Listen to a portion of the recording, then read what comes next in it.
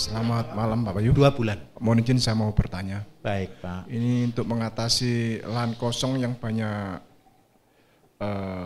rumput ilalang Pak. Itu agak-agak susah. Rata-rata pakai kimia Pak. Mau tanam apa Pak? Ini saya sudah tanam Pak. Alpukat Pak. Alpukat sama pete. Baik. Apalagi Bapak?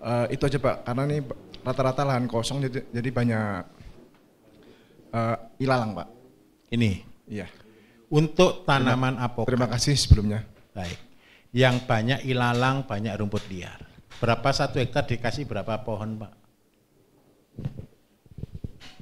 Saya sudah 1 tahun yang lalu Pak. Itu saya kasih saya nanam 400 pohon. Berapa? 400 pohon 400. sama pete ada 3 Pak, 3 hektar Pak. Itu saya tanam 400 sama 100 pete. Baik. 400 pohon. Saya minta Bapak modali lagi 1 pohon seharga 30.000 Pak. Belikan terpal yang warna hitam. Setiap pohon lubangi di sini Pak 0,5 meter. Jadi ini buat terpal 1 gini. Lebarnya adalah 2 meter kali 2 meter. Tidak sekaligus Pak. Kalau seandainya Bapak mau lebih rajin, kalau kita berikan ini, yang pertama adalah membunuh rumput. Yang kedua, apa yang kita seandainya Bapak nanti gunakan KCL, umur berapa Pak? Umur sekitar sekarang sudah 1 tahun Pak. 1 tahun, berarti masa persiapan mau buah ya, buah pertama ya habis ini ya? Belum Pak. Biasanya kan 3 sampai... Enggak Pak, kalau saya tanam apokat itu 1,5 tahun sudah buah Pak. Saya nanamnya kecil Pak. Oh kecil? Iya, Ya, sekitar 50-70 lah Pak. Nanti kita kasih trik, itu sudah besar Pak. Apokat itu balik modal di 3 tahun. 1,5 tahun buahkan 1 atau 2 biji. Nanti umur 2 tahun buahkan 10 sampai 20 biji. Umur 3 tahun buahkan 50 biji. Saya juga membuat program apokat Pak. Jadi nanti Bapak Ibu kita sedang buat program apokat. Benihnya cuma harga 10.000. Tapi harus ikut aturan kita buat organik jualnya ke kita. Jadi kita akan buat kemitraan. Insya Allah mudah-mudahan sih kemarin target kita Desember, tapi kita agak molor gara-gara bibit kita semua mati. Kemarau kemarin ini. Jadi kita akan tunda mungkin di pertengahan bulan Mei atau Juni lah kita akan lakukan launching ini. Bapak pupuk ini dengan kompos padat Pak ya, dosis 1 kilo per pohon. Yang kedua gunakan kompos cair 1/4 liter 0,25 per pohon. Lakukan ini setiap 6 bulan sekali. Terus ditambah dengan kocor KCL, dosisnya 100 mili per pohon.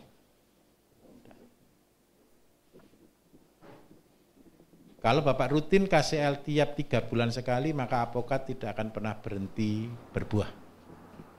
Terus gunakan mulsa. Mulsa ini dari terpal ini untuk membunuh rumput Pak. Rumput ini mati dalam waktu 2 minggu. Jadi pertanaman kasih 1. Caranya ini pertama kan kotak begini, sobek di sini, lubangi tengah Pak. Ketika Bapak ngocor di situ, nyiram di situ, airnya tidak akan hilang. Terus yang kedua, pupuknya tidak akan hilang, tidak akan menguap. Konsep seperti ini Pak, nanti kita buat seperti durian. Saya kepengen keluarkan buah durian di luar musim. Konsepnya seperti ini. Tapi terpalnya jangan 2 meter, terpalnya 6 meter. Terpal biasa, cari terpal yang bagus supaya awet. Tujuannya begini, kapan sih tanaman itu berbuah? Saya tanya, kapan tanaman berbuah? Musim kemarau atau mau masuk musim penghujan? Apa yang membuat tanaman berbuah adalah ketika dia stres. Jadi lakukan penyetresan. Kalau Bapak kepengen berbuah di musim penghujan yang tidak ada buah di situ, musim penghujan Bapak tutup dengan terpal.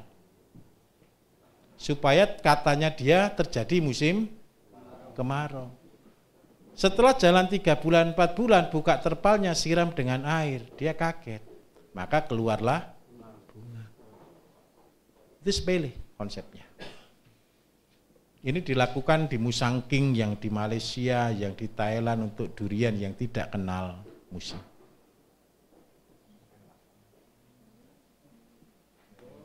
Udah?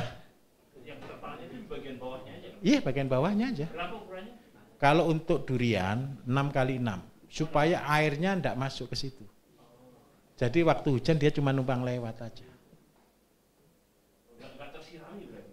Enggak tersirami, memang sengaja di-streskan. Enggak mati? Jangan lama-lama, Pak. Kalau setahun mati, Pak. Kalau musim kemarau mati enggak, Pak, tanaman? Enggak disirami kan? Nah, sama. Buat semasa musim kemarau 2-3 bulan lah. Nanti ketika itu dibuka kan musimnya pas musim kemarau nih, siram air gantian. Jadi mikirnya tanaman, loh sekarang hujan, dia cepat-cepat mau menghasilkan buah. Kenapa sih tanaman itu berbuah? Ini rahasianya Bapak Ibu. Ini rahasia seluruh ciptaannya Tuhan. Semua tanaman dan kita pun harusnya menghasilkan buah. Tanaman itu berbuah dia lakukan satu, ketika kondisi tidak baik. Mikirnya tanaman itu sebelum saya mati saya harus berbuah, itu pikirnya tanaman. Karena itu ketika musimnya tidak baik dia cepat-cepat mau berbuah. Padahal setelah dia berbuah masih hidup lagi. Jadi kondisi stres lah dia harus berbuah. Karena itu ada orang jahat kadang-kadang ya pohon diapakan dipukuli, dilukai gitu. Alasannya wah ini saya mau ditebang sebelum saya mati tak buah dulu deh gitu dia. Tanaman itu buah karena dia takut dia tidak bisa berbuah. Dia kepingin punya keturunan. Itu intinya di sana. Simple Pak, pertanian peternakan itu menyenangkan. Asalkan konsepnya pasrah dengan hati ya. Soalnya kalau kita kejarnya uang, saya minta maaf. Pertanian kalau ngejarnya cuma profit oriented, ini terus yang jalan. Pikirannya panas atau dingin kalau begitu? Panas. Petani paling sedih di sana Pak. Coba bayangkan ya kesedihan petani ya. Ketika dia mau tanam padi, dia berdoa minta hujan. Setelah tanam, tahu-tahu enggak hujan 2 minggu. Mati enggak tanamannya? Mati. Terus dia tanam lagi. Dia berdoa waktu panen mudah-mudahan enggak hujan. Dikasih banjir. Ini yang terjadi dengan pertanian. Karena itu kita ikut siapa? Kita harus berikhtiar, berusaha sungguh-sungguh, harus. Tapi tetap diakhiri dengan satu kata, pasrah. Karena apa? Semuanya adalah walau-walau. Siapa yang bisa kita tahu? Tidak ada yang tahu. Tidak ada yang bisa kita ngerti. Paham maksud saya di sini? Sudah tanam cabai bagus-bagus Pak, sudah mau panen, hujan 2 minggu. Apa yang terjadi? Sudah layu semuanya, betul enggak kira-kira? Karena itulah ke depan saya selalu upayakan, ayo kita buat sawah kreatif. Walaupun ini nanti sawah kreatif, tetap jangan lupa akhiri dengan pasrah. Paham maksud saya? Karena tetap kita enggak bisa ngecat Lombok. Yang ngecat Lombok tetap Gusti Allah Bapak Ibu. Oke, mari sebelah sini yang tanya dulu. Kalau sambil ngambil kopi boleh silakan Pak. Untuk alpukat yang disediakan di sini jenis apa Pak? Kita jenis peluang Pak. Peluang? Gini, tahu peluang kan? Tahu Pak. Ya baik, peluang Pak. Ceritanya begini, kenapa kita pilih peluang? Banyak hari ini apokat-apokat mahal, apokat-apokat besar. Tapi percayalah satu, niat kita adalah ibadah. Apokat itu adalah obat yang luar biasa untuk perempuan. Ini saya tunjukkan, kenapa saya harus tanam apokat. Target saya tanam 1 juta pohon. Kenapa saya kepingin tanam apokat? Saya kepingin jual apokat harga 10.000. Saya kepingin apokat bukan harga kelas mahal. Hari ini apokat yang kelas mahal Pak. 40.000 ke atas Pak. Saya kepingin jual dengan harga 10.000. Apa alasannya? Ini saya tunjukkan. generasi muda yang lahir tahun 2000 awal lah, sudah zamannya makanan instan. Betul atau tidak? Betul. Kalau makanan instan dikonsumsi, mereka nyeri haid, keputihan, terus rata-rata mium. Kandungan mereka rusak. Obat terbaik untuk mereka apa? Apokat. Kalau apokat 1 biji harga 20.000, kalau orang tidak punya uang tidak akan beli apokat. Betul atau tidak? Tapi kalau harga apokat cuma 5.000, insya Allah mereka mau beli apokat.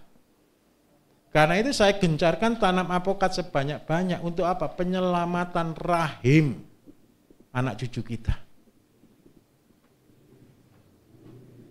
Saya memang tidak berorientasi ke bisnis. Dan saya kepingin semua orang saya ajari jangan orientasi ke bisnis. Karena bisnis kita bukan solusi untuk kita menjadi orang sukses. Percuma Bapak Ibu nanti jadi orang kaya banyak uangnya kalau penyakitan. Percuma.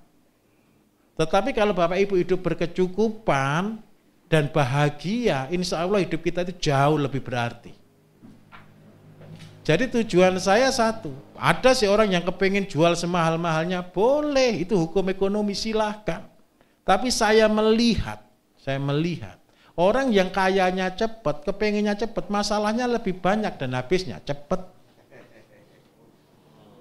Tetapi orang yang betul-betul bertahap, sedikit demi sedikit dengan niatan yang benar, rezekinya barokah. Rezeki ini lo bisa berkembang dengan sendirinya.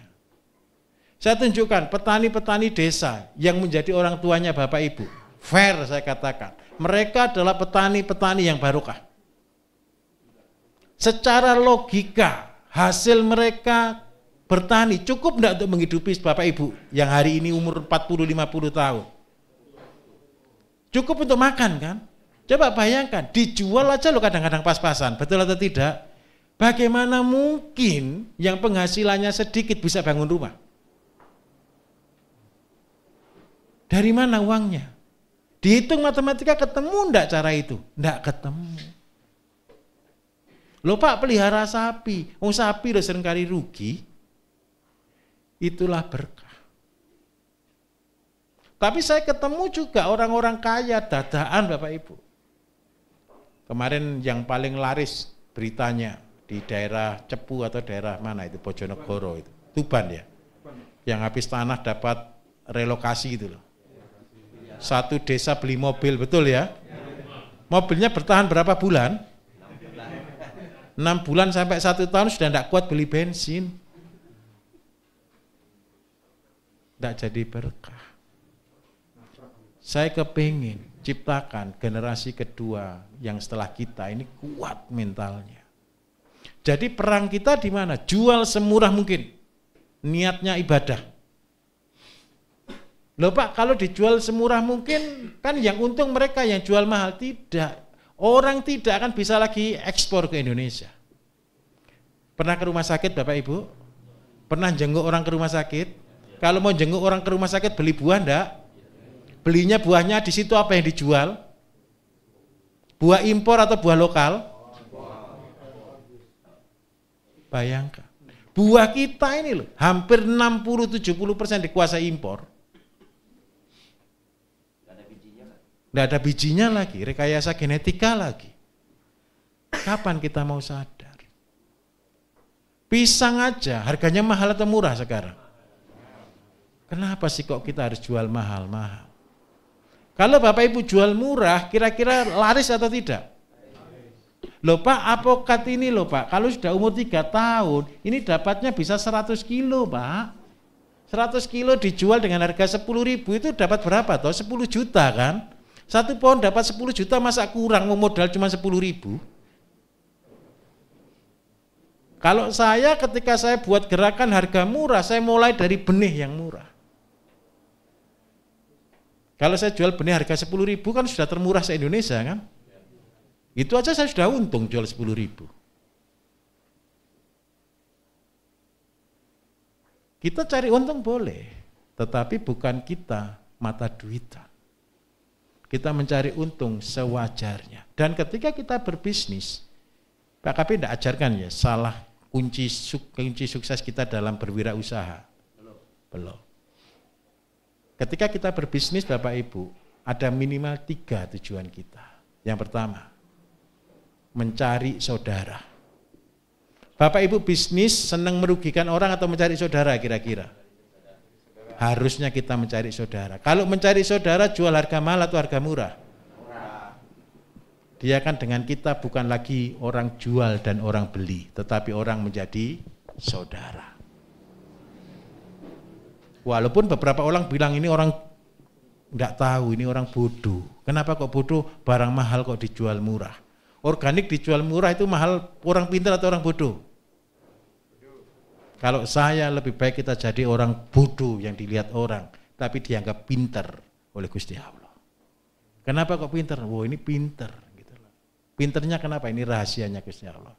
Kalau Bapak Ibu nolong orang, tolonglah dengan tulus. Biar yang bayar Gusti Allah. Itu cara bisnis saya. Jadi saya buat yang terbagus, saya jual semurah mungkin. Yang penting saya masih tetap untung. Dan tetap bisa hidup. Yang kedua, tujuan kita berbisnis adalah win-win solution. Win-win solution itu begini loh, kita memberikan manfaat ke orang lain, orangnya itu akhirnya menguntungkan kita juga. Kalau Bapak Ibu cuma jual sayur biasa, sebenarnya yang untung kan cuma Bapak Ibu, betul atau tidak? Yang beli terima racunnya, terima tidak sehatnya. Tetapi kalau Bapak Ibu buat yang terbagus dengan harga yang murah, yang beli bahagia, senang. Kita pun bahagia karena kita bisa nolong orang. Terus yang terakhir, ini yang paling penting menurut saya. Kita bisnis itu bukan mencari untung, tapi mencari rezeki. Saya semua bisnis saya tujuannya satu, untuk menolong orang. Kalau saya tidak mikir generasi ke depan, saya tidak akan ciptakan ilmu-ilmu. Saya tidak mungkin ajarkan ilmu-ilmu ini.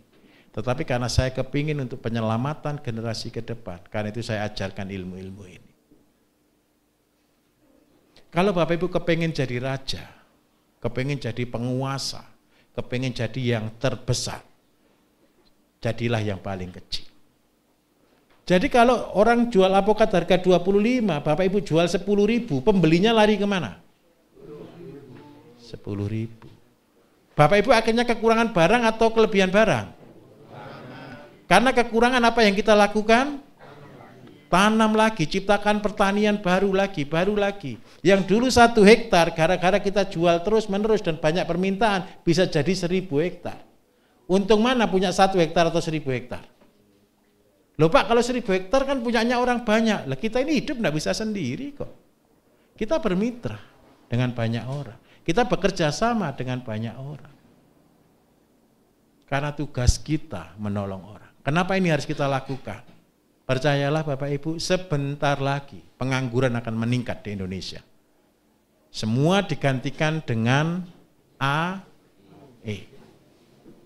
Robotik. Terus kalau mereka nganggur, uang dari mana mereka hidup? Pemerintah sudah siapkan BLT. Apakah BLT menolong? Menolong hari itu Pak, tapi membuat malas berikutnya. Ini sudah keren ini Indonesia, ini pengangguran sudah dibayar loh.